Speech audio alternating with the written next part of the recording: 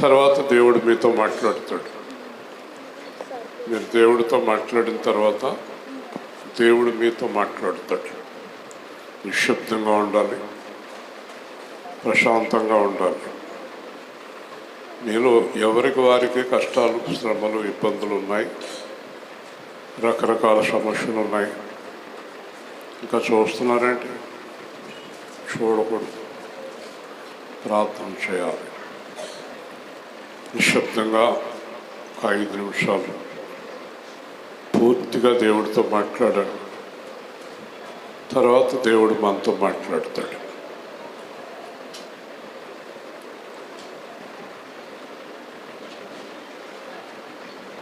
ప్రభువా, నేను ఘోరమైన వ్యాధితో ఉన్నాను. నా హృదయం అంతా వ్యాధితో నిండి ఉంది. హృదయము ఘోరమైన వ్యాధి కలది. ఆ వ్యాధిని స్వస్థపరచగల శక్తి నీకే ఉంది, నీకే ఉంది. నువ్వు తప్ప ఈ వ్యాధిని ఎవ్వరూ నయం చేయలేరు. నా హృదయం మోసకరమైన ఆలోచనలతో నిండి ఉంది. దీనిని నువ్వు తప్ప ఎవ్వరు బాగు చేయలేరు.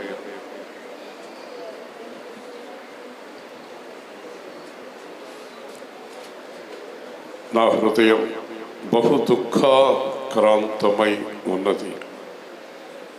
నువ్వు తప్ప ఎవరు బాధార్చలేరు. నా హృదయం కలవరముగా ఉన్నది. ఈ కలవరాన్ని నువ్వు తప్ప ఎవ్వరూ బాగు చేయలేరు. నా హృదయం సందేహాలతో నిండి ఉంది. నువ్వు తప్ప ఆ సందేహాలు ఎవరు తీర్చలేరు. నా శరీరంలో నడినెత్తు నుండి అరికాలి వరకు స్వస్థత కొంచెమైనా లేదు. నువ్వే స్వస్థపరచగలవాడవు. ప్రభువా, నాతో మాట్లాడు. దావీదు కీర్తనలో మొదట నీకు దావీదు బాధలు చెప్పుకున్నాడు. తర్వాత నువ్వు ఆ బాధలకు సమాధానం ఇచ్చావు. ఈ రాత్రి మా బాధలకు, మా ప్రశ్నలకు సమాధానం అనుగ్రహించమని మేము తేలికైన హృదయంతో ఇక్కడి నుంచి వెళ్ళాలి. వాక్యం పూర్తయ్యేటప్పటికీ మా హృదయాలు తేలికవ్వాలి. మా మీద ఏవైనా ఆటంకపరచము అంటే తొలగిపోవాలి. మా శరీరంలో ఉన్న రోగాలు తొలగిపోవాలి. మమ్మల్ని పూర్ణ ఆరోగ్యముతో నిలబెట్టి మీ ఆత్మతో మాతో స్పష్టముగా మాట్లాడమని యేసుక్రీస్తు నామములో ప్రార్థిస్తున్నాము తండ్రి. ఆమేన్. యేసు ప్రభువు చాలా ప్రశాంతముగా మాట్లాడతారు. గందరగోళం కానీ శబ్దాలు కానీ ఉండవు. ఆయన మాటలు దూసుకుని పోతాయి లోపలికి. ఆయన మాట మన హృదయంలో నెమ్మదిని ఇస్తుంది. మనం యేసు ప్రభు మాటలు తప్ప మరి ఏ మాటలోనే నెమ్మదిని పొందలేము. కాబట్టి దేవుని వాక్యము మనతో మాట్లాడాలి. దావీదు ఏం చేస్తాడంటే, నేను బహు దుఃఖాక్రాంతుడనై ఉన్నాను, నేను బహు వేదనలో ఉన్నాను అంటాడు ప్రార్థనలో. మళ్ళీ తర్వాత 4 మాటల తర్వాత నా దుఃఖము తీరిపోయాను, నా వేదన తొలగిపోయాను అంటాడు. మళ్ళీ అంటే దావీదు ప్రార్థనకి వెంటనే జవాబు, ప్రశ్న జవాబు, ప్రశ్న జవాబు. ఎప్పుడు ప్రశ్నగానే మనం మిగిలిపోయామంటే దేవుడు మనతో లేడు, జవాబు రావాలి. ఈ ప్రశ్న జవాబు అనేది దేవుని ఆత్మ ఎవరిలో ఉందో వాళ్ళలో ప్రశ్న వస్తుంది, జవాబు వస్తుంది. ఈరోజు అతి ప్రాముఖ్యమైన అంశాన్ని పేతురు రాసిన మొదటి పత్రిక 2వ అధ్యాయం 1వ వచనము నుంచి 9వ వచనము వరకు. పేతురు రాసిన 2వ అధ్యాయం 1వ వచనము నుండి 10వ వచనము వరకు. పేతురు 2:1 నుంచి 10 వరకు చదివేటప్పుడే అర్థం చేసుకోండి. ప్రభువు దయాళుడని మీరు రుచి చూసి ఉన్న ఎడల సమస్తమైన దుష్టత్వమును, సమస్తమైన కపటమును, వేషధారణను, అసూయను, సమస్త దూషణ మాటలను మాని క్రొత్తగా జన్మించిన శిశువులను పోలిన వారి నిర్మలమైన వాక్యమును పాలన వలన రక్షణ విషయంలో ఎదుగు నిమిత్తము ఆ పాలన అపేక్షించుడి. మనుషుల చేత విసర్జించబడినను దేవుని దృష్టికి ఏర్పరచబడినది అమూల్యమును సజీవమైన రాయగు ప్రభువు నొద్దకు వచ్చిన వారై యేసుక్రీస్తు ద్వారా దేవునికి అనుకూలములకు ఆత్మ సంబంధమైన బలులను అర్పించుటకు పరిశుద్ధ యాజకులుగా ఉండునట్లు మీరును సజీవమైన రాళ్ల నుండి ఆత్మ సంబంధమైన మందిరముగా కట్టబడుచున్నారు. ఎలయనగా ఇదిగో నేను ముఖ్యమును ఏర్పరచబడినదియు అమూల్యమగు మూలరాతిని సియోనులో స్థాపించుచున్నాను. ఆయన ఎందు విశ్వాసం ఉంచేవాడు ఏమాత్రమును సిగ్గుపడడు అను మాట లేఖనమందు వ్రాయబడి ఉన్నది. విశ్వసించుచున్న మీకు ఆయన అమూల్యమైన వాడు. విశ్వసింపని వారికైతే ఇల్లు కట్టువారు ఏ రాతిని నిషేధించదో అదే మూలకు తలరాయి ఆయన, మరియు అది అడ్డురాయి అడ్డుబండయు ఆయన. కట్టువారు వాక్యమున కవిదేయులై త్రొట్టిల్లుచున్నారు, దానికే వారు నియమింపబడిరి. అయితే మీరు చీకటిలో నుండి ఆశ్చర్యకరమైన తన వెలుగులోనికి మిమ్మల్ని పిలిచిన వాని గుణాతిశయములను ప్రచురము చేయు నిమిత్తము ఏర్పరచబడిన వంశమును, రాజులైన యాజక సమూహమును, పరిశుద్ధ జనమును, దేవుని సొత్తైన ప్రజలనై ఉన్నారు. ఒకప్పుడు ప్రజగా ఉండగా ఇప్పుడు దేవుని ప్రజలైతే, ఒకప్పుడు కనికరింపబడక ఇప్పుడు కనికరింపబడిన వారైతే. దీంట్లో ఒక్కొక్క సందర్భాన్ని క్లుప్తంగా వివరిస్తాను. ఒకే వాక్యాన్ని 3 రోజులు చెప్పాను నేను మగటపల్లిలో. ఎందుకంటే వాక్యం మనం ధ్యానం చేస్తూ ఉండగా చాలా సందర్భాలు వస్తాయి. కానీ మనకు అవసరమైనవి ఏంటి? ఇప్పుడు మీరు ఎప్పుడైనా గమనించండి, నేను చెప్పే వాక్యం ఎలా ఉంటుందంటే మనలకి అన్వయించుకుంటాం. ఈ వాక్యం పేతురు రాశాడు కానీ మనకు అన్వయించుకోవాలి. పేతురుకి కాదు ఈ వాక్యం మనకు అనుకోవాలి. చాలామంది వాక్యాన్ని పేతురు రాశారు, పౌలు గారు రాశారు, యేసు ప్రభు రాశారు అనుకోవటమే కానీ నా గురించి రాయబడింది అని అనుకోవటం లేదు. ఒక టర్నింగ్ దగ్గర ఒక బోర్డు ఉంది, ఇది ప్రమాదములు జరుగు స్థలము అన్నయ్య నెమ్మదిగా వెళ్ళవలను. కానీ అక్కడ చాలా స్పీడ్గా వెళ్ళే వ్యక్తి ఆ బోర్డు నాకు కాదు అనుకున్నాడు అనుకోండి, కాళ్ళు చేతులు ఇరిగిపోతాయి. ఆ బోర్డు ప్రయాణం చేసేవారు అందరికీ, బోర్డు రాసిన వాళ్ళకి కాదు, అది ప్రయాణం చేసేవారికి. అలాగే సంఘంలో వాక్యం పేతురు గారికి, పౌలు గారికి, యేసుప్రభువుకి కాదు, మనకు, మన గురించి రాయబడింది. కాబట్టి ప్రతి మాట మన హృదయంలోకి తీసుకోవాలి.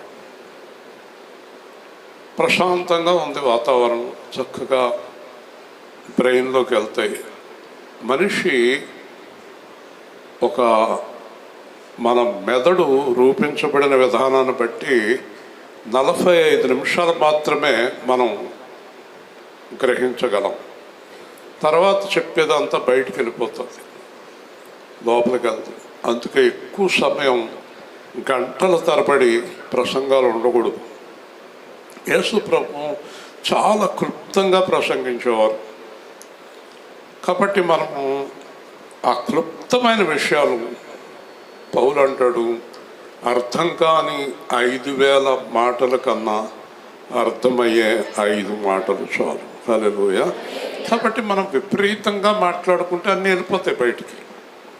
తక్కువ మాట్లాడాలి, లోపల బాగా పని చేయాలి. ఒక ఆవిడ డాక్టర్ గారిని అడుగుతుంది, నాకు చాలా బీపీ ఎక్కువగా ఉందండి, 200 దాటిపోయిందండి, చాలా ఎక్కువగా ఉంది బీపీ అంటే డాక్టర్ గారు ఒక ట్యాబ్లెట్ రాశారు. అది చక్కగా ఇంత చిన్న బిళ్ళ ఉంది. ఆవిడ మందుల షాప్ ఆయన అడుగుతుంది, అంత బీపీకి ఇంత బిళ్ళ సరిపోద్దండి? చూసారా, తెలియక ఆ చిన్న బిళ్ళ ఆవిడ వేసుకుని చూడమ్మా అన్నారు మందుల షాప్ ఆయన. ఆ బిళ్ళ వేసుకుని ఒక 5 నిమిషాలు కూర్చుంది, లోపలికి వెళ్ళింది, బీపీ నార్మల్గా ఉంది. దేవుని స్తోత్రం. చిన్న బిళ్ళే. అంచేత వాక్యము శక్తివంతమైందైతే తక్కువ సమయం చాలు. సాగంలో వాక్యం చెప్తానికి వెళ్తే 45 నిమిషాలు చెప్పి ముగించాక పాస్టర్ గారు అంటారు, ఇస్రాయేల్ గారు ఎంతసేపు అయినా చెప్పగలరు, తక్కువ చెప్పారు మనకని, మళ్ళీ చెప్తారు అన్నాడు. నేను లేచి నిలబడి నేను అన్నాను, నేను దేవుడు చెప్పమన్నది అయిపోయింది, ఇప్పుడు నేను చెప్తున్నాను, మీకు నచ్చదు అన్నా. కాబట్టి దేవుడు చెప్పమన్నదే మీకు నచ్చుతుంది. ఇక్కడ ఒక్కొక్క సబ్జెక్టు జాగ్రత్తగా చూస్తే కనుక, ప్రభువు దయాళుడని రుచి చూచి ఉన్న ఎడల. ఫస్ట్ పాయింట్ ఏంటంటే, స్వీట్ షాప్కి వెళ్ళాక తిని చూడండి అంటాడు. ఏదైనా ఎక్కువ కొనుక్కోవాలని వెళ్ళినప్పుడు కొద్దిగా తినండి అన్నాడు.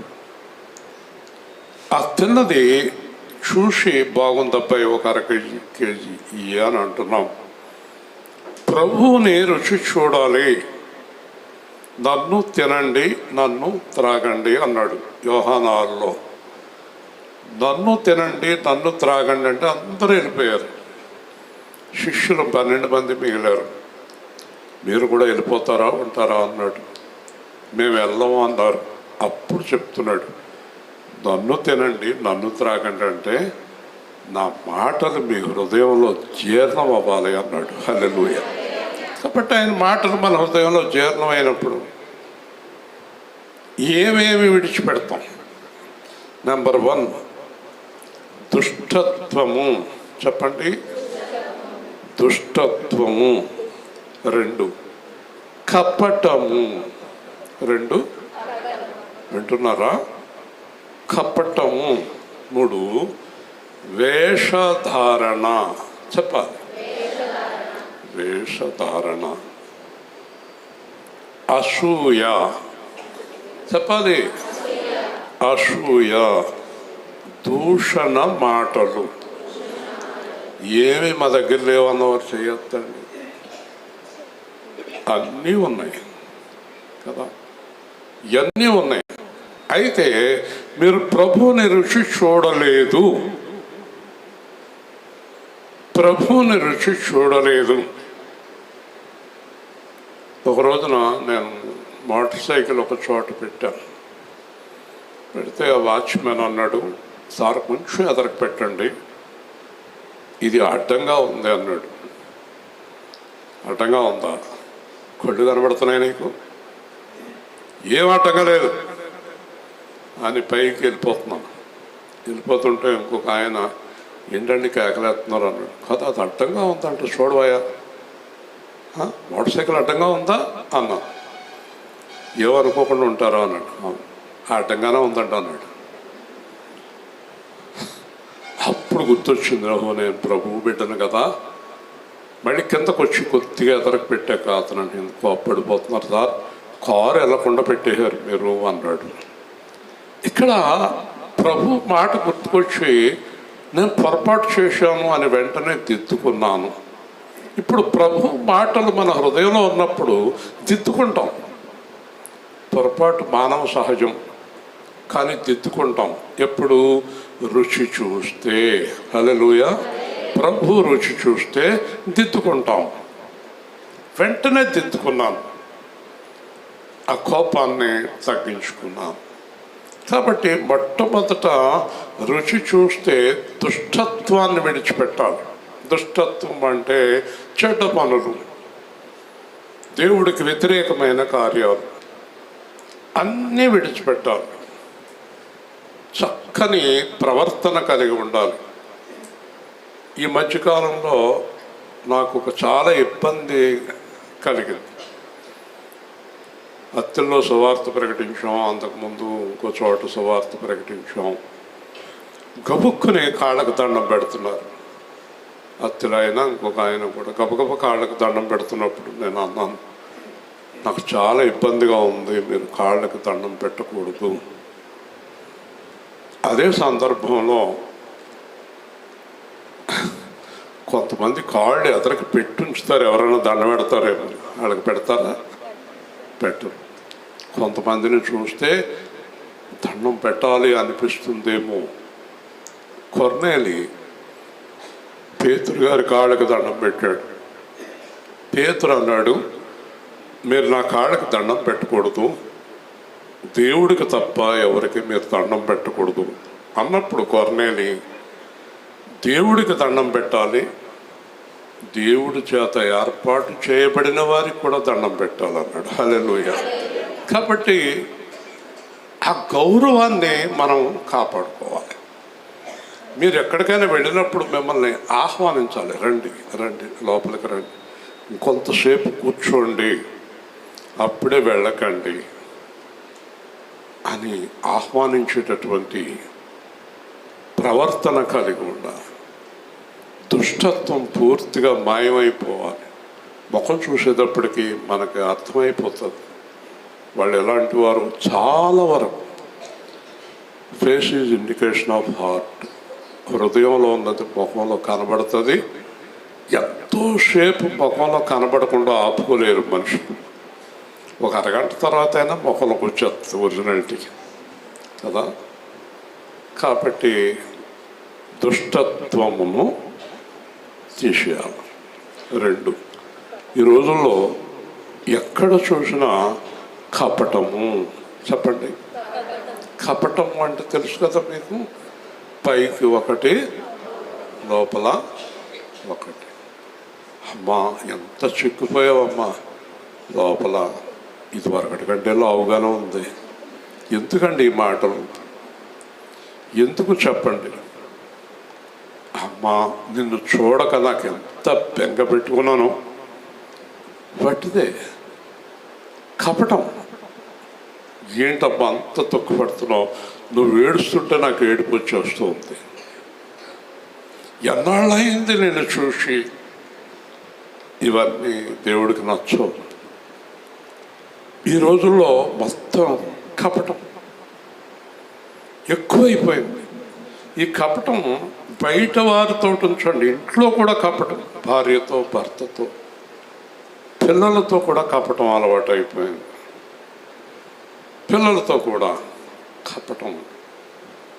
అబ్బాయి 4వ తారీఖు వచ్చింది, అబ్బాయి 4వ తారీఖు వచ్చింది, అమ్మ 4వ తారీఖు వచ్చిందని నాకు తెలిసే, అబ్బాయి 4వ తారీఖు వచ్చింది, అమ్మ ఎందుకో ఈ నెల ఇంకా జీతం ఇవ్వలేదమ్మా.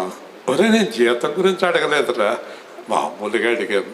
కపటం కపటం. పాస్టర్ గారు ఫోన్ చేస్తున్నారు హైదరాబాద్. బాబు నాయన మీ కంపెనీ ఇబ్బందిగా ఉందా, మీ కంపెనీ కష్టాల్లో ఉందా? బాగానే ఉందండి. అదే ప్రార్థన చేద్దామని. నువ్వు ఏదైనా ఇబ్బందుల్లో ఉన్నావా, కష్టాల్లో ఉన్నావా? లేదండి బాగానే ఉన్నానండి. అదే పాస్టర్ గారు ఈ నెల 10వ తారీఖున పడుతుందంటండి జీతం. అదే అందుకు కాదు నేను ఫోన్ చేస్తా. ఊరి నీ ప్రేమ తగలయ్యా. ఈ ప్రేమ అంతా జీతం గురించే. దక్షిణ పాకం అందరిలోనే ఇలాంటి కపటాలు. ఇప్పుడు కపటం లేని విషయం ఒకటి మీకు చెప్తాను. యేసు ప్రభు లోపల కూర్చున్నారు, పేతురు బయట ఉన్నాడు. పన్ను వసూలు చేసేవాళ్ళు వచ్చారు. ఈ పన్ను వసూలు చేసేవాళ్ళు వచ్చి, ఏమయ్యా మీ గురువుగారు నువ్వు పన్ను కట్టకుండా తిరుగుతున్నారేంటి అన్నారు. పేతురు లోపలికి వెళ్ళాడు. ఏం పేతురు పన్ను అడుగుతున్నారా? ఆయనకి అంతా అర్థమైపోయింది. మనం పన్ను కట్టక్కర్లేదు, మనం పరలోక సంబంధులు అయినప్పటికీ లోకంలో ఉన్నాం కనుక కట్టాలి.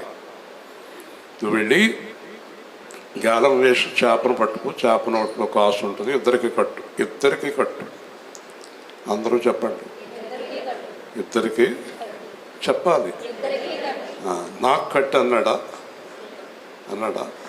నీకు కట్టుకో అన్నాడా? ఇద్దరికి కట్టు. మన తరపున పన్ను కట్టేవాడు ఉండగా వీళ్ళందరికీ ఫోన్లు చేసి ఇంకా పంపలేదేంటని ఎందుకు అడగాలి? నువ్వు పంపినా పంపకపోయినా నా పన్ను దేవుడు కడతాడు కదా. చూసారా?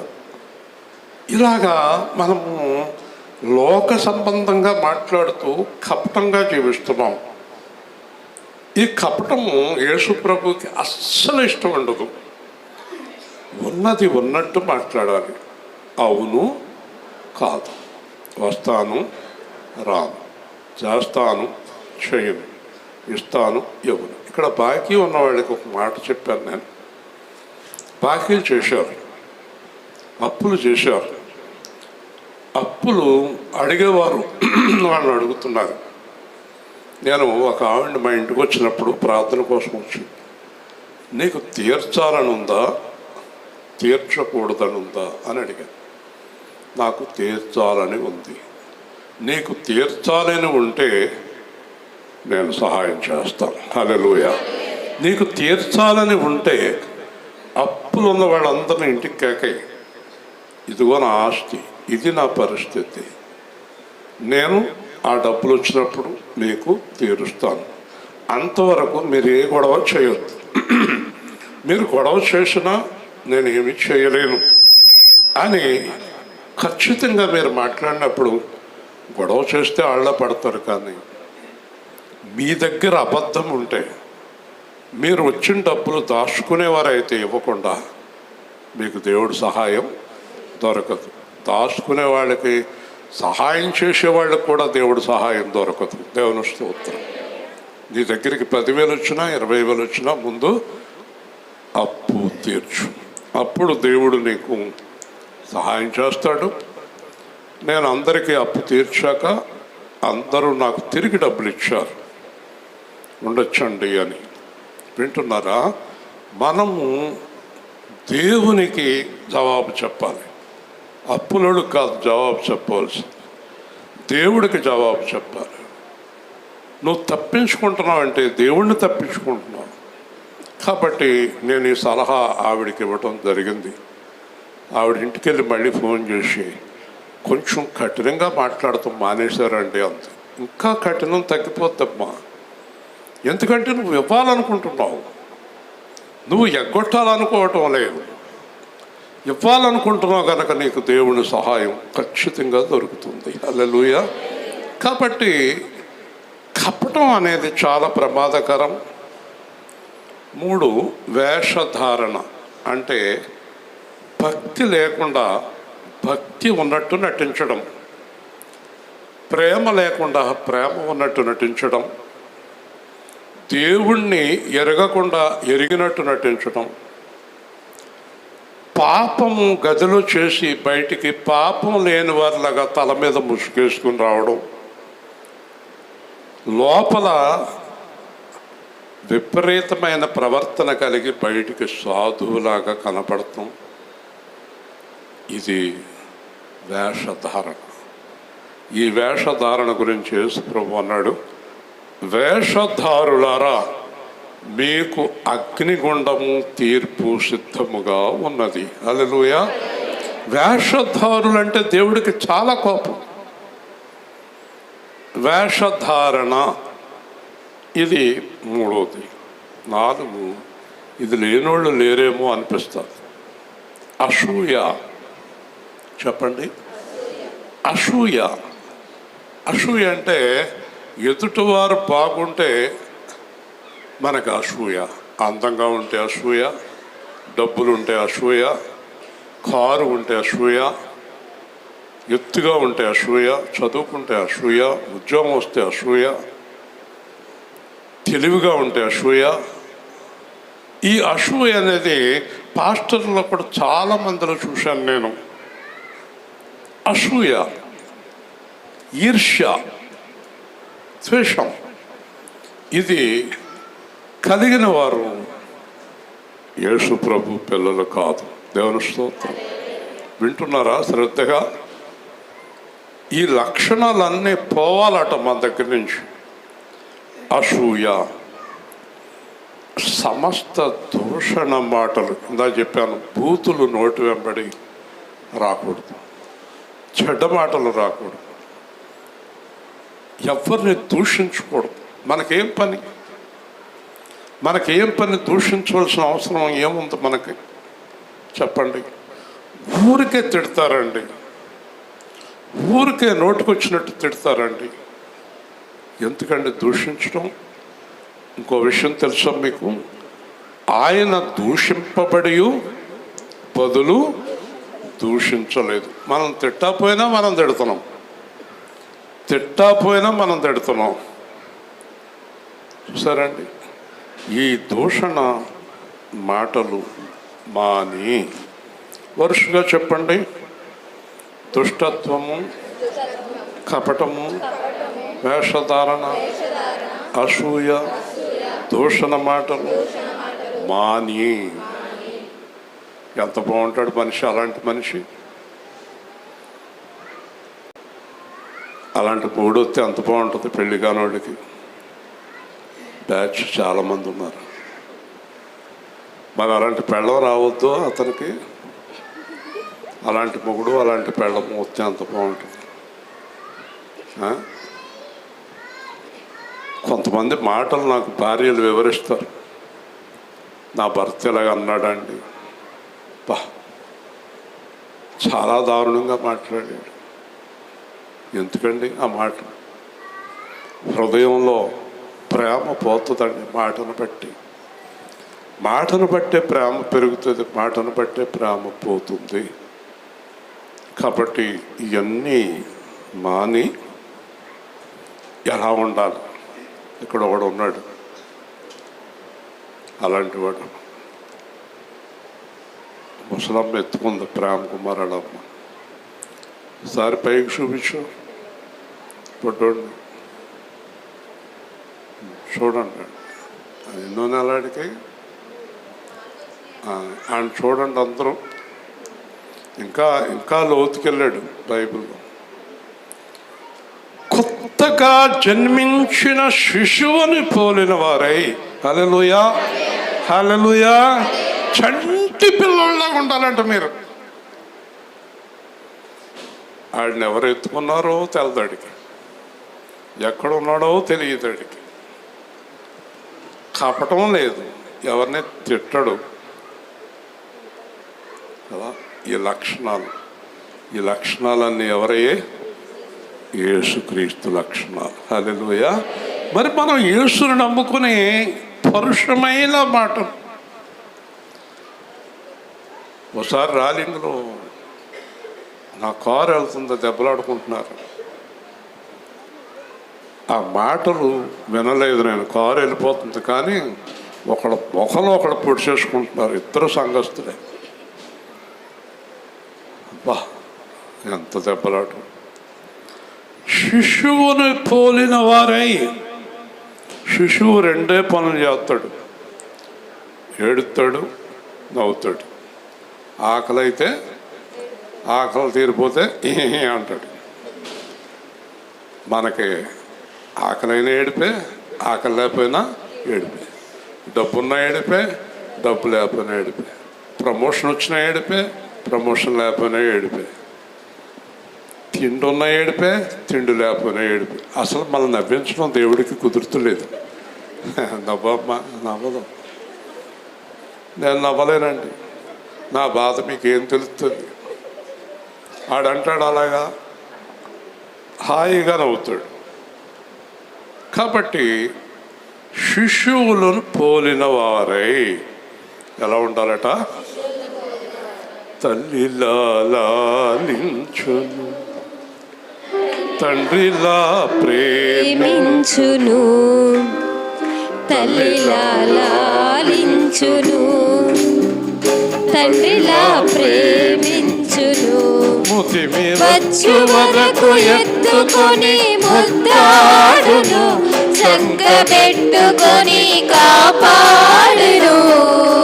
యేసయ్యా తల్లిలా లాలించును, తండ్రిలా ప్రేమించును, లాలించును, తండ్రిలా ప్రేమించును.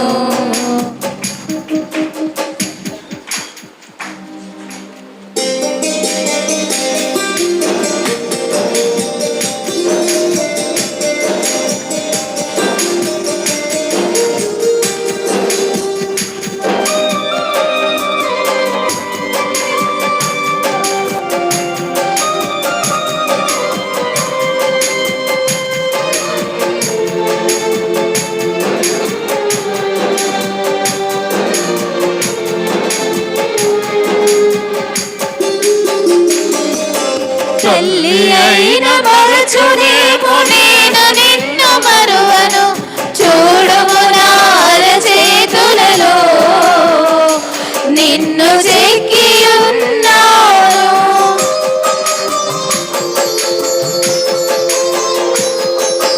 తల్లి అయిన మరచునేమో నేను నిన్ను మరువను, చూడుము నా అరచేతులలో నిన్ను చెక్కి ఉన్నాను.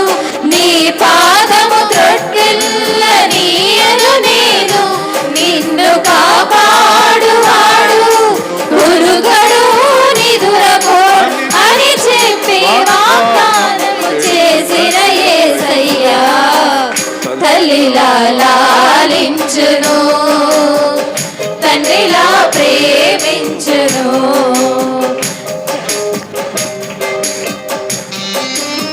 తప్పని కొట్టండి.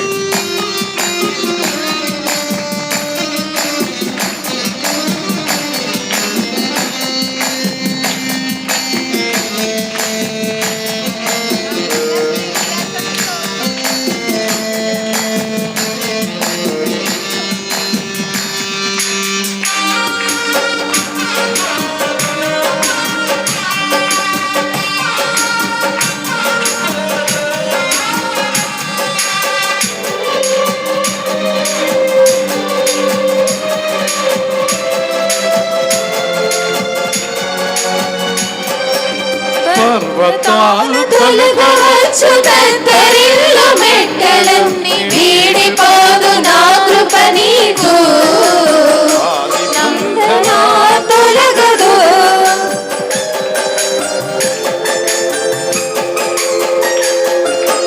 పర్వతాలు తొలగవచ్చు తంతరిల్లు మెట్టలన్నీ, వీడిపోదు నా కృప నీకు, నా నిబంధన తొలగదు. దిగులు పడకు భయపడకు, నిన్ను విమోచించెదా, నీదు భారమంత మోసి నాదు శాంతి నొసగెదా అని చెప్పి వాగ్దానము చేసిన యేసయ్యా తల్లిలా లాలించును. సరే అండి, నేను ఒక అమాయకుడిని అనుకుంటాను, యేసు ప్రభువులాగా నేను అనుకుంటాను. ఈ వాక్యం అన్నాక వీళ్ళందరూ చక్కగా మారిపోయి వెళ్తారు ఇక్కడి నుంచి అనుకుంటాను. బయటికి వెళ్ళి ఓ రోజు చాలా కష్టపడి వాక్యం చెప్పాను, అందరూ వెళ్ళిపోయారు. బయట బండి తీసుకుని ఆ రోడ్డు మీదకి వెళ్ళాను. మొగుడు పెడాను కిక్కి అని అరిచాడు. అయ్యో అప్పుడే మర్చిపోయాడా తిట్టేస్తున్నాడు పెళ్ళాన్ని అప్పుడే. అయ్యయ్యో ఇంకా ఎంతో టైం కూడా అవ్వలేదే. ఎంత దారుణం ఏంటంటే మనుషులు కదా. ఎంత ప్రేమ. నీ భార్య నేను వదిలిపెడతా, నీ పిల్లలు నేను వదిలిపెడతారా ప్రేమగా ఉంటే?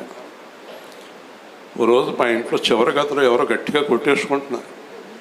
ఎవరు గట్టిగా కొట్టుకుంటున్నారని కంగారు వచ్చి తలుపు నెమ్మదంగా తీస్తే మోషే వాళ్ళిద్దరు పిల్లలు ముగ్గురు బాధేసుకుంటున్నారు.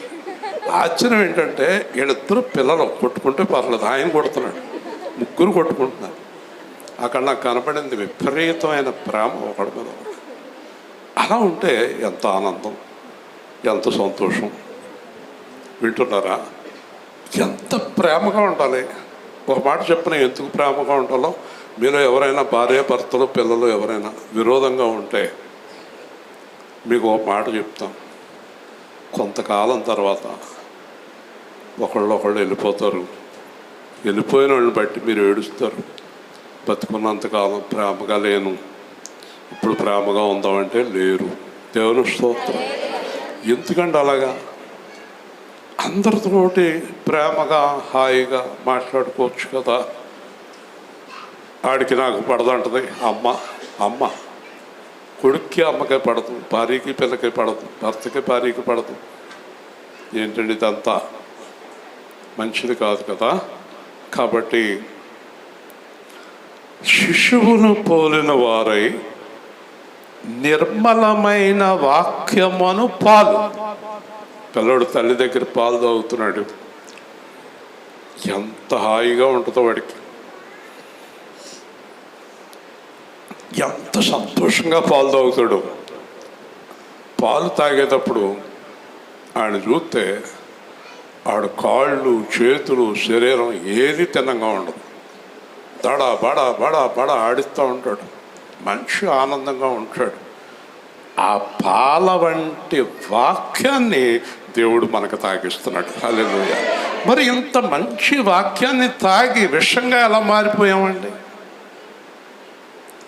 పాల వంటి వాక్యము రక్షణ విషయములో ఎదుగు నిమిత్తము. చూసారా? పాలు తాగకుండా పసిపిల్లవాడు ఎదగడు. పాలు అంటే ఏంటో తెలుసా? కాల్షియం. ఈ పిల్లవాడికి ఎముకలకి బలం కావాలంటే పాలు ఉండాలి. తల్లి పాలు అంత ఆరోగ్యమైంది ప్రపంచంలో ఇంకోటి లేదు. మేము ఈరోజు ఇలా ఉండటానికి ఈ 60 సంవత్సరాల వయసు దాటినా కూడా తల్లిపాలే. దేవుని స్తోత్రం. ఎముక పుష్టి తల్లిపాలు, కాల్షియం, బ్రహ్మాండమైన ఎముకలు తయారవుతాయి. మరి తల్లిపాలు ఎంత బలమో వాక్యం అంత బలం అంటున్నాడు దేవుడు.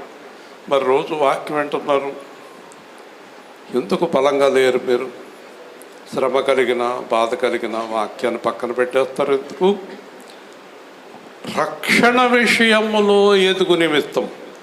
ఈ పిల్లవాడు పాలు తాగుతూ ఎదుగుతూ ఎదుగుతూ ఎదుగుతూ ఉంటాడు.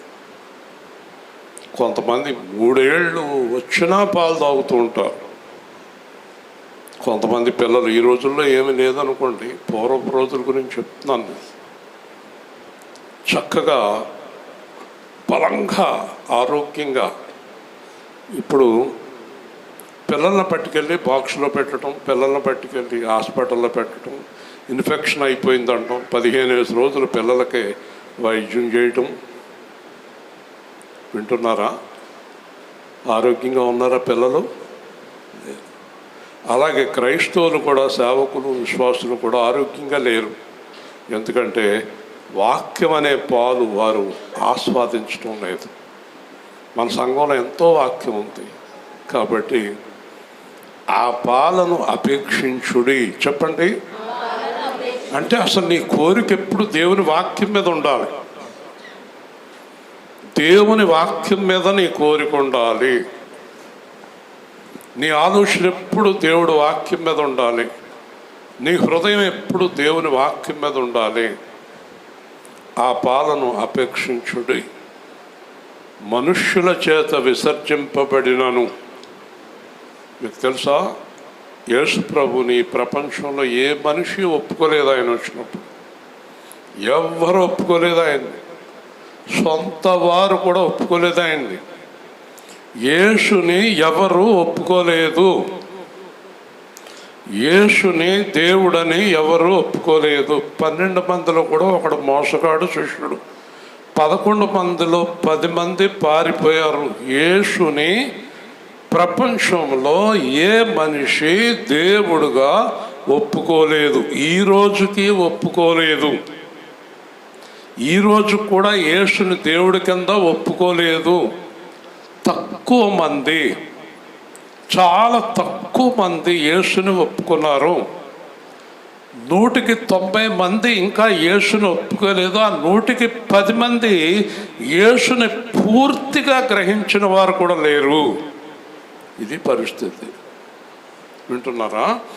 యేసుని ఒప్పుకోలేదు, కానీ దేవుని దృష్టికి ఏర్పరచబడినది. ఇప్పుడు ఆశ్చర్యకరమైన విషయం చెప్పనా? యేసుని ఈ లోకానికి పంపింది ఎవరు? దేవుడు. చెప్పాలి, దేవుడు ఎవరు? మనందరికీ ఊపిరి పోసి నడిపిస్తున్నవాడు దేవుడే. యేసుని పంపిస్తే ఆ దేవుడి చేత చేయబడిన పిల్లలు అందరూ కలిపి యేసుని తన్ని, గుద్ది, కొట్టి చంపారు. ఇది ఇక్కడ చేసిన పని. యేసుని ఎవరు అంగీకరించలేదు కదా. అంగీకరించినా అంగీకరించకపోయినా దేవుడి చేత ఈ లోకానికి పంపబడిన రక్షకుడు యేసు మాత్రమే. హల్లెలూయా. యేసు ద్వారానే పరలోకం. ఇది మనకు దేవుడు అనుగ్రహించిన ధన్యత. మీ నిషేధించారు, ప్రభువుని వద్దకు మీరొచ్చారు. ఇంకా యేసు దగ్గరికి చాలామంది రాలేదు. ఇక్కడ కూర్చున్న వాళ్ళు కూడా చాలామంది యేసు దగ్గరకు రాలేదు. యేసు దగ్గరకు రావడం అంటే మధ్యాహ్నం చెప్పాను, యేసుతో కలిసిపోవడం. హల్లెలూయా. నన్ను యేసు నుంచి ఎవరు వేరు చేయలేరు. అవసరమైతే భర్తను విడిచిపెడతాను, భార్యను విడిచిపెడతాను, ఆస్తిని విడిచిపెడతాను, అన్నీ విడిచిపెడతాను, ప్రాణాన్ని కూడా విడిచిపెడతాను, యేసుని విడిచిపెట్టను. హల్లెలూయా. యేసుని విడిచిపెట్టను అనేది యేసు దగ్గరికి వచ్చిన వారు క్రీస్తు ద్వారా దేవునికి అనుకూలములకు ఆత్మ సంబంధమైన బలులు. చెప్పాలి, మళ్ళీ చెప్పాలి. పూర్వం పాత నిబంధనలో శరీర సంబంధమైన బలులు, ఎద్దులు, దూడలు, గొర్రెలు, మేకలు. చూసారా? ఆత్మ సంబంధమైన బలులు అంటే జాగ్రత్తగా వినండి. ఆత్మ సంబంధమైన బలులు దేవుడికి మనం అర్పించాలట. ఏమిటి ఆత్మ సంబంధమైన బలులు? జాగ్రత్తగా వినండి. దుష్టత్వము, కపటము, వేషధారణ, అసూయ, దూషణ మాటలు మానివేయటమే ఆత్మ సంబంధమైన బలులు. హల్లెలూయా. దేవుడికి ఏ బలులు కావాలి? ఆత్మ సంబంధమైన బలులు. ఇంకా చెప్పాలంటే మీకు బాగా అర్థం కావాలంటే గలతీ పత్రిక చూస్తే కనుక మనకి ఆత్మ సంబంధమైన బలులు అంటే ఏంటో బాగా అర్థమవుతుంది. గలతీ పత్రిక 5వ అధ్యాయము 22వ వచనము. ఇవి ఆత్మ సంబంధమైన బలులు. గలతీ 5:22. గలతీ 5:22. చూసారా? అప్పుడే టైం అయిపోయింది. వాక్యం ఇంకా పూర్తిగా మొట్టమొదటి వాక్యం పూర్తవలేదు.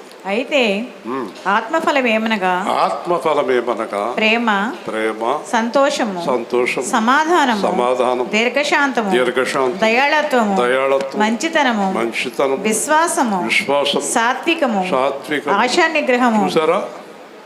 9 ఆత్మ సంబంధమైన పనులు. ఇవే దేవుడికి కావాలి, ఇంకేం అక్కర్లా. మీకు విషయం తెలుసా? యేసు ప్రభు ఆస్తి విలువ కట్టగలిగిన వారు ఎవరున్నారు? లేరు కదా. భూమి ఆకాశం 2 ఎకరాలు ఉంది నాకని ప్రపంచం అంతా చెప్పుకుంటాడు అప్పుడు. ఆయనకి ఎన్ని ఎకరాలు ఉంది? అవునా కదా? మీరు దేవుడి పిల్లలైనప్పుడు ఆ ఆస్తి అంతా మీదే కదా. ఎందుకు తెలుసుకోలేకపోతున్నారు? మా నాన్నదే కదా ఆస్తి అంతా, నా తండ్రి ఎవరు? దేవుడే కదా. నేను ఎంత ఐశ్వర్యవంతుణ్ణి, నేను దరిద్రులాగా ఎందుకు జీవిస్తున్నాను? ఒక్కటే, ఆత్మ సంబంధమైన బలులు ఎవరో అర్పించడం లేదు. ఈ లక్షణాలన్నీ మనం కలిగి ఉండాలి. ఆత్మ సంబంధమైన బలులు అర్పించున్నట్లు పరిశుద్ధ యాజకులు, చెప్పండి, పరిశుద్ధ యాజకులుగా ఉండునట్లు మీరును సజీవమైన రాళ్ల వలె ఉండి ఆత్మ సంబంధమైన మందిరముగా కట్టబడుచున్నారు. హల్లెలూయా. చూసారా, దేవుడు మనల్ని ఏం చేస్తున్నాడంటే ఒక ఆత్మ సంబంధమైన మందిరంగా కడుతున్నాడు. ఎందుకో తెలుసా? ఆత్మ సంబంధమైన మందిరం పూర్తయిన తర్వాత దేవుని ఆత్మ వచ్చి ఆ మందిరంలో నివసిస్తానికి. హల్లెలూయా.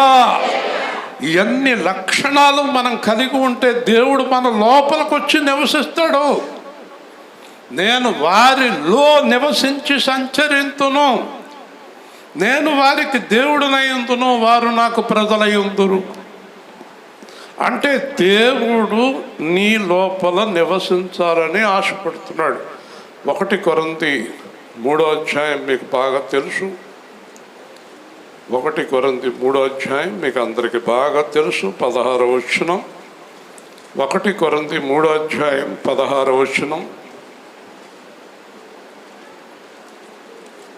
తొందరగా చదవాలి. మీరు దేవుని ఆలయమై ఉన్నారనియు దేవుని ఆత్మ మీలో నివసించుచున్నాడని మీరు ఎరుగరా? ఎవడైనను దేవుని ఆలయమును పాడు చేసిన ఎడల దేవుడు వారిని పాడు చేయను. దేవుని ఆలయము పరిశుద్ధమై ఉన్నది, మీరు ఆ ఆలయమై ఉన్నారు. ఇప్పుడు చెప్పండి, మీరు మందిరంగా మారిపోయాక మీ లోపలికి వచ్చి దేవుడు ఉంటాడు. దేవుడు మన లోపల ఉండాలని ఆశపడుతున్నాడు, కానీ పరిశుద్ధత లేకుండా దేవుడు మనలో ఉండడు. ఈ లక్షణాలు ఏమీ లేకుండా దేవుడు మనలో నివసించడు. ఆత్మ సంబంధమైన మందిరముగా కట్టబడుచున్నారు. ఇప్పుడు మీరు దేవుని వాక్యం ద్వారా దేవుని మందిరంగా నిర్మాణం దాల్చుకుంటున్నారు. మీ మందిరం పూర్తయిపోయిన తర్వాత స్వయంగా ప్రభు వచ్చి మీ లోపల నివాసం చేస్తాడు. హల్లెలూయా.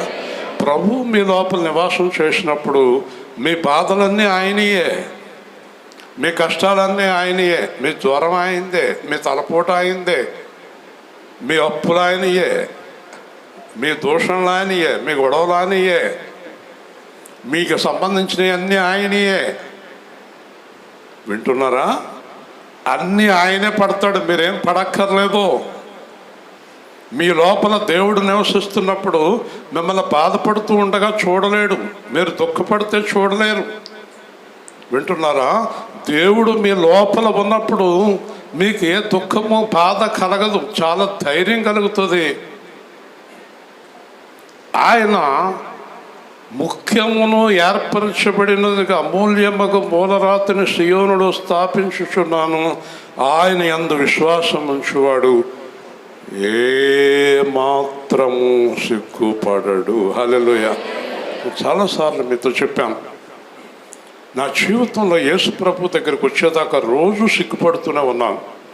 యేసు ప్రభులోకి వచ్చాక మళ్ళీ సిగ్గుపడలేదు. మీరు ఇంకా మందిరంగా కట్టబడలేదు కనుక సిగ్గుపడుతున్నారు.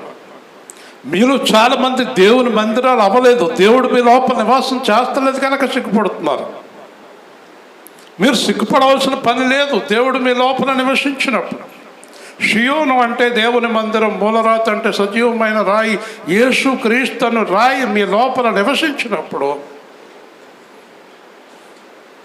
సిగ్గుపడక్కర్లేదు. ఏ విషయంలోనూ సిగ్గుపడక్కర్లేదు. ఎందుకంటే అసలు సిగ్గుపడే పనే మీరు చేయరు. హల్లెలూయా. ఇంకెందుకు సిగ్గుపడుతుంది? సిగ్గుపడే పనే చేయరు మీరు, ఇంకెందుకు సిగ్గుపడతారు? ఈ మొదటి చెప్పిన ఏవి మీలో ఉండవు. దుష్టత్వం, కపటం, నాటకం, మోసం, వేషం ఏమీ లేనప్పుడు మీరు సిగ్గుపడాల్సిన అవసరం ఎందుకు వస్తుంది? రాదు. కాబట్టి ఈ ఏర్పరచబడిన అమూల్యమైన రాయి మనలో ఉన్నప్పుడు ఆయన యందు విశ్వాసముంచువారు. అందరూ చెప్పండి. డబ్బు మీద, బలం మీద, లోకం మీద, కూతురి మీద, భర్త మీద కంటే దేవుని పైన విశ్వాసం. నాకు డబ్బు ఉంది పర్వాలేదు అనొద్దు. మీకు ఒక విషయం చెప్పనా, దేవుడు ఆశీర్వదింతే మీ ఇంట్లో డబ్బు ఎప్పుడు అయిపోదు. 5 రొట్లు 2 చేపల్లాగా వస్తానే ఉంటుంది కదా. డబ్బు అయిపోవటం అనేది ఉండదు. అంటే లక్షల కోట్లని కాదు, అవసరం తీరిపోతూ ఉంటుంది. మీ అందరిళ్లలో అసలు డబ్బులు లేవండి, ఇంట్లో మొత్తం రూపాయి కూడా లేదు అన్నవాళ్ళు ఎవరైనా ఇక్కడ ఉంటే ఆడ దేవుడి పిల్లలు కాదు, దేవుడి చేత ఏర్పరచబడిన వారు కాదు. అసలు మా ఇంట్లో ఏమీ లేదు అంతా అయిపోయింది అన్నవారు చేయి చూపించండి కదా. మీరు చేయి చూపించకపోయినా నాకు తెలుసు. దేవుడి పిల్లలకి డబ్బు అయిపోవటం అనేది ఉండదు. ఎందుకంటే నేను చాలా ప్రాక్టికల్గా చెప్తాను ప్రతి మాట కూడా. నేను బెంగళూరు నుంచి వస్తున్నప్పుడు చాలా వేడిగా ఉంది. తిరుపతిలో ఏసీ బస్సు ఎక్కుదాం అనుకున్నాను. 500, 250 మామూలు బస్సు. సరే, ఎందుకు మన దగ్గర డబ్బులు లేవు కదా అని 250 రూపాయలు టికెట్ పెట్టుకుని కొంతసేపటికి వాతావరణం మారిపోయి చల్లగా మారిపోయింది. సరేలే, బాగానే మిగిలిన డబ్బులు. విజయవాడ నుంచి తణుకు ఏసీ బస్సు ఎక్కుదాం అని అనుకుని మనసులో, అయినా డబ్బులు సరిపోవు కదా అనుకుంటున్నాను. అనుకుని ఎందుకైనా మంచిది ప్రశాంతంగా ఉందని చెప్పి బైబిల్ తీసేలాగా తిప్పుతుంటే 500 కాగితం ఉంది బైబిల్లో. ఎక్కుతావా? ఎక్కు అంటున్నాడు. హల్లెలూయా చెప్పండి. మన దగ్గర డబ్బులు అయిపోవటం అంటూ ఉండదండి. దేవుడు దాచి ఉంచుతాడు. దేవుడు మేలును దాచి ఉంచినట్లు మనకు కావలసినవన్నీ దాచి ఉంచుతాడు. కొంతమంది అనుకుంటారు మనం చూసి, మనం ఎప్పుడు డబ్బులు ఖర్చు పెడుతూనే కనిపిస్తాం, అందరికీ బాగున్నట్టే కనిపిస్తాం. కానీ చాలామంది అనుకుంటారు ఎన్ని లక్షలు ఉన్నాయో దాంట్లోంచి ఒకటి తీస్తున్నాడు అనుకుంటారు. కానీ దేవుని నిధి నా గృహములో ఉంది, నీ గృహములో. హల్లెలూయా. అయిపోవటం అనేది సియోనులోన పునాది రాయి, సియోనులోన పునాది రాయి స్థాపించినాడు యెహోవా దేవుడు, స్థాపించినాడు యెహోవా దేవుడు. విశ్వసించువారు కలవరపడరు, విశ్వసించువారు కలవరపడరు. నిషేధించిన రాయి ఇది మూలకు తలరాయి, నిషేధించిన రాయి.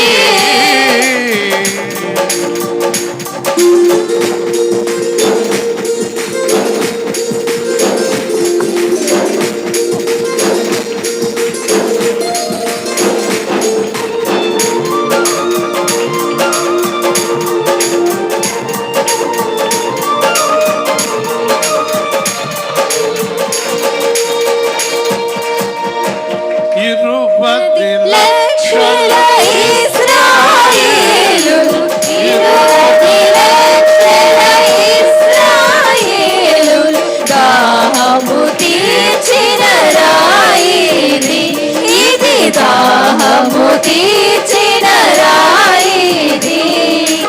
ఈ రాయి ఎవరి మీద పడునో, ఈ రాయి ఎవరి మీద పడునో, వాతురకలుగా ఎదరు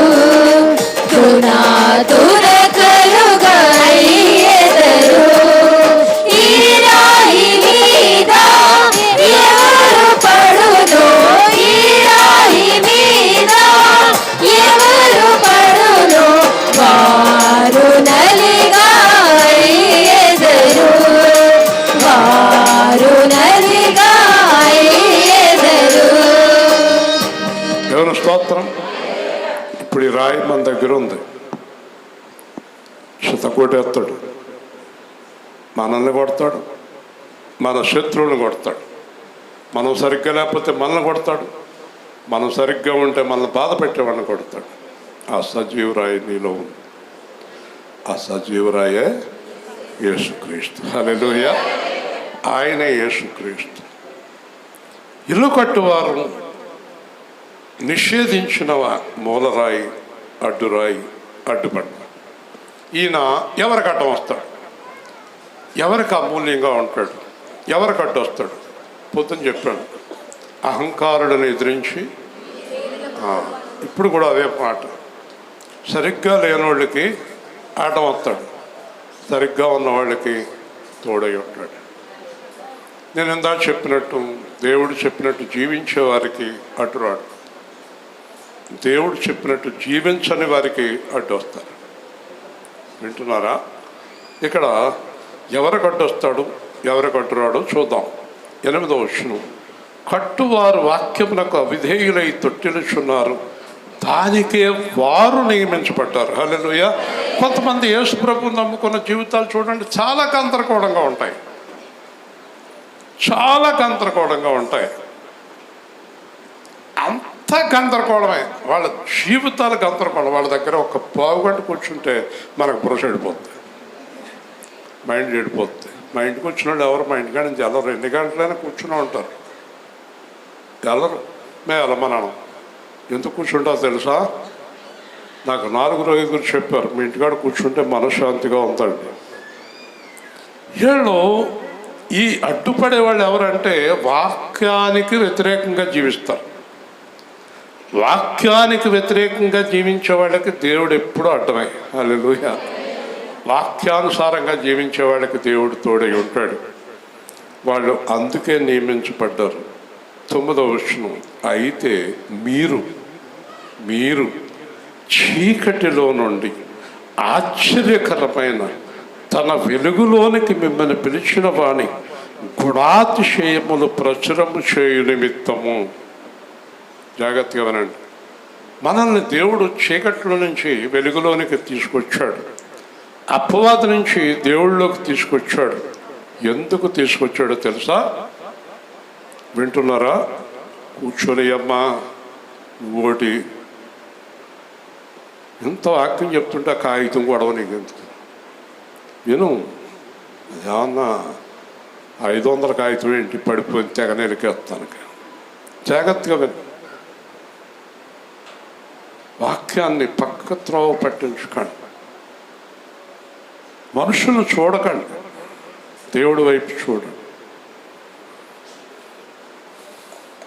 ఎలాంటి తండ్రిని కడుపును పుట్టవరా, ఇంత దరిద్ర పనులు చేస్తున్నావేంట్రా, ఎలాంటి తల్లి కడుపును పుట్టవే, ఏంటి పనులు? మీ అమ్మ అలాంటి పనులు చేసిందా, మీ నాన్న అలాంటి పనులు చేశాడా అని పిల్లల్ని కొంతమంది తిడుతూ ఉంటారు. మీ నాన్న ఎప్పుడు తాగలేదా, తాగుడేంట్రా? మీ అమ్మ ఎప్పుడు వ్యభిచారం చేయలేదా, వ్యభిచారం చేస్తున్నావేంటి పిల్ల, తప్పుడు పనులు చేస్తున్నావేంటి అని తల్లిదండ్రులను బట్టి పిల్లల్ని తిడతారు. ఇక్కడ యేసు ప్రభు మనల్ని చీకటిలో నుంచి వెలుగులోకి, పాపములో నుంచి పరిశుద్ధతలోనికి, సాతాను నుంచి దేవుడి దగ్గరికి ఎందుకు పిలిచాడంటే మన జీవితంలో యేసుని చూపించటానికి. హల్లెలూయా. మనం ఎవరిని చూపించాలి? యేసుని చూపించాలి. చూపులో, మాటలో, నడకలో, ప్రతి దానిలో. ఆ మధ్యన ఒక ఆవిడని అడిగారంట, మీ పాస్టర్ గారు చెప్పారా నీకు ఇలా చేయమని? మీ పాస్టర్ గారు చెప్పారా? అప్పుడు మన వాళ్ళు అన్నారంట, అయ్యయ్యో పాస్టర్ గారు అలాగెందుకు చెప్తారమ్మా, మరి పాస్టర్ గారి దగ్గరికి ఎందుకు వెళ్తున్నారు మీరు ఎలాంటి పనులు చేయటానికా? యేసు ప్రభువుని ఎందుకు నమ్ముకున్నారు మీరు ఎలాంటి పనులు చేయటానికా? ఒక రోజున నేను విలియంకేరి కొవ్వూరులో వాక్యం చెప్పి అర్ధరాత్రి కాడ వస్తుంటే పోలీసులు ఆఫ్ చేశారు. ఎక్కడికి వెళ్ళారు అన్నారు. ఆయన అన్నాడు, వాక్యం చెప్పడానికి వెళ్ళామండి అన్నారు. ఏంటి రుజువు అన్నారు. నేను ఆయన కలిసి బైబిల్ తీసి చూపించాం. ఈ బైబిల్ పట్టుకునే దరిద్ర పనులు చేసేవాళ్ళు చాలామంది ఉన్నారు. బైబిల్ని బట్టి మిమ్మల్ని నమ్మం, కానీ మీరు చూస్తుంటే మంచి సేవకుల్లాగా ఉన్నారు, వెళ్ళండి అన్నాడు డిఎస్పి. హల్లెలూయా. బైబిల్ని బట్టి నమ్మనన్నాడు.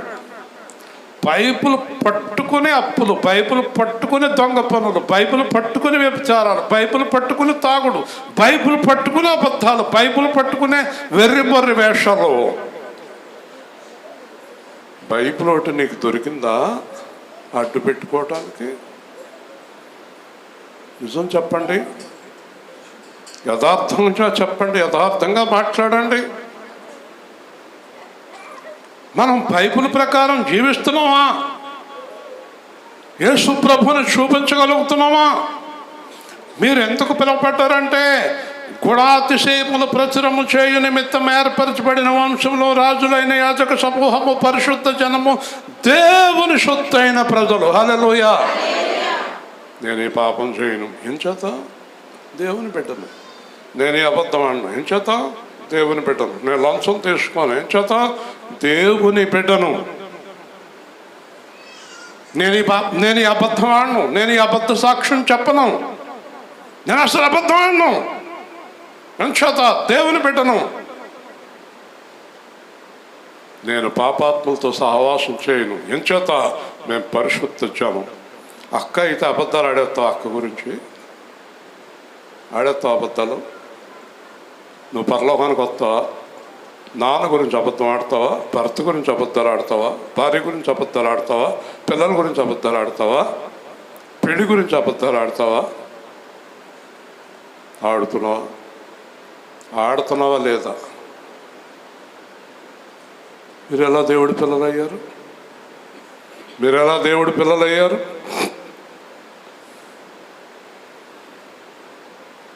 ఎలాగా?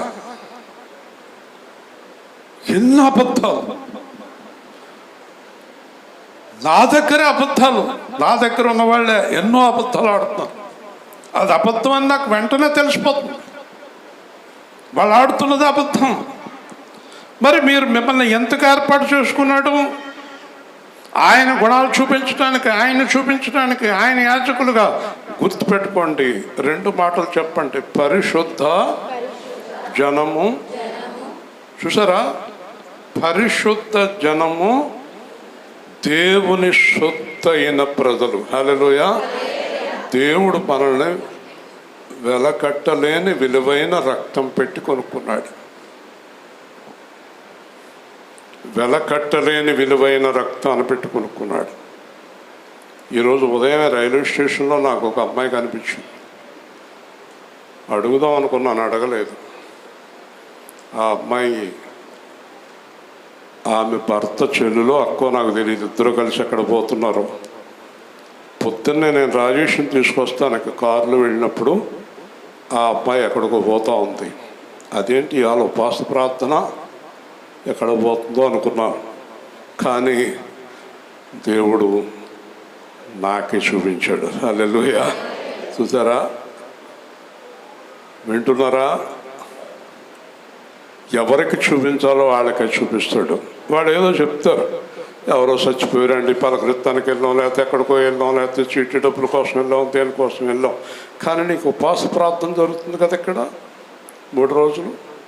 ఎక్కడ పోతున్నావు? పొద్దున్నే 6:30కి ఎక్కడికి వెళ్ళిపోతున్నావు? వింటున్నారా? దేవుని సొత్తైన ప్రజలు వేరే పనులకు వెళ్ళకూడదు కదా. దేవుని స్తోత్రం. ఎందుకు వెళ్తున్నావు? దేని గురించి వెళుతున్నావు? వింటున్నారా? మనల్ని పోలీసులు కారు ఆపుతారు ఎక్కడైనా, వాళ్ళకి అనుమానం వస్తే, నువ్వెవరో ఆపటానికంటే కుదరదు. కారు తీయండి, డిక్కి తీయండి, బ్యాగులు తీయండి, నువ్వెవరో అయ్యా అంటే అరెస్ట్ చేస్తారు. ఏమండి, పోలీసులకి భయపడుతున్నాం మనము, ఎవరైనా చూస్తున్నారేమో అని భయపడుతున్నాం మనము. ఎవరికి భయపడుతున్నాం? ఆయన అన్నీ చూస్తాడు కదా. ఆయనకి బ్యాగ్ ఓపెన్ చేయకుండా బ్యాగ్లో కనబడుతుంది, నోరెప్పకుండా హృదయం కనబడుతుంది. మీరు భయపడవలసింది ఆయనకే కదా. వింటున్నారా?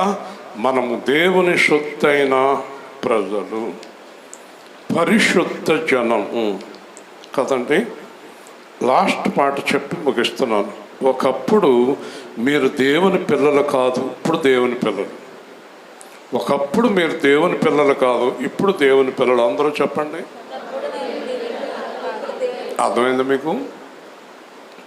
ఇదివరకు మనం యేసు ప్రభువు సంబంధించిన వారము కాము. ఇప్పుడు ఏమంటారు అమ్మాయితోటి ఏమంటారు? పెళ్ళి కుదిరాక జాగ్రత్త అంటారు, పెళ్ళి అయ్యాక ఇంకా జాగ్రత్త అంటారు. ఇదివరకలాగా తిరిగితే కుదరదమ్మో, ఇదివరకలాగా బండి వేసుకుని జీవమంట వెళ్తాం కుదరదమ్మో, పెళ్ళి అయింది నీకు, పెళ్ళి అయింది జాగ్రత్త మమ్మల్ని అంటారు. ఇప్పుడు మీతోటి ఏమన్నా తెలుసా? బయటికి వెళ్ళి జాగ్రత్త, నన్ను తిడతారు, ఆయన్ని తిడతారు. హల్లెలూయా. మిమ్మల్ని తిట్టేది తర్వాత నన్ను ఆయన్ని తిడతారు, నన్ను ఆయన్ని తిడతారు. మీకు చాలా విషయాలు తెలుసా? మొత్తం బయట చేసిన పనులన్నీ నా దగ్గర ఉన్నాయి అంటున్నారు వాళ్ళు. మీకు అర్థం అవ్వలేదా?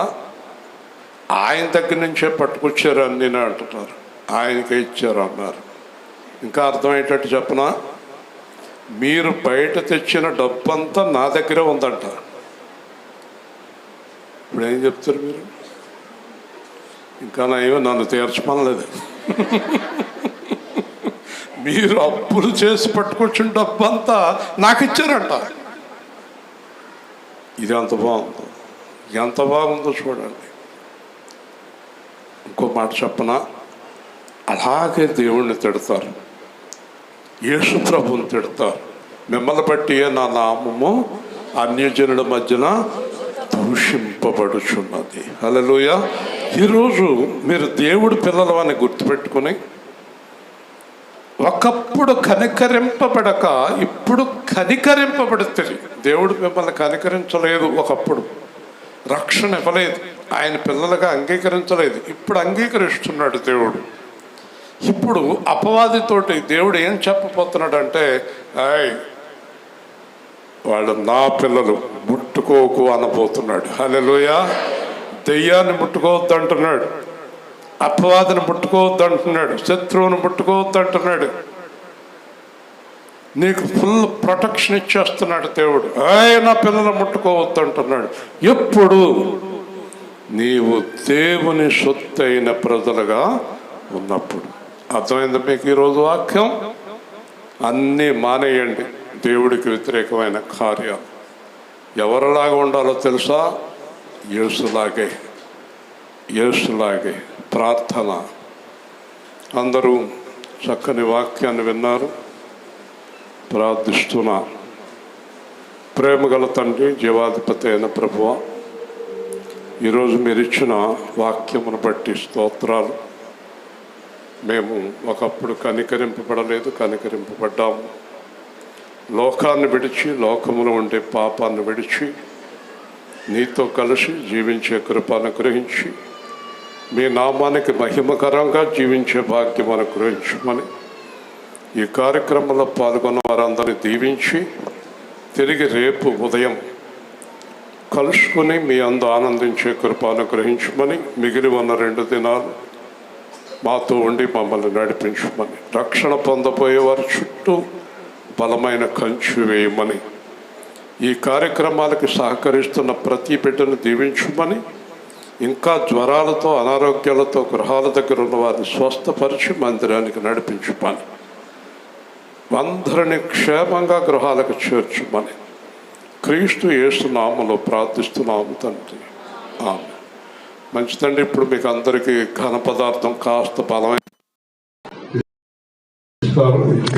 భోజనం చేసేవాడు చేయొచ్చు, ఉండేవాడు.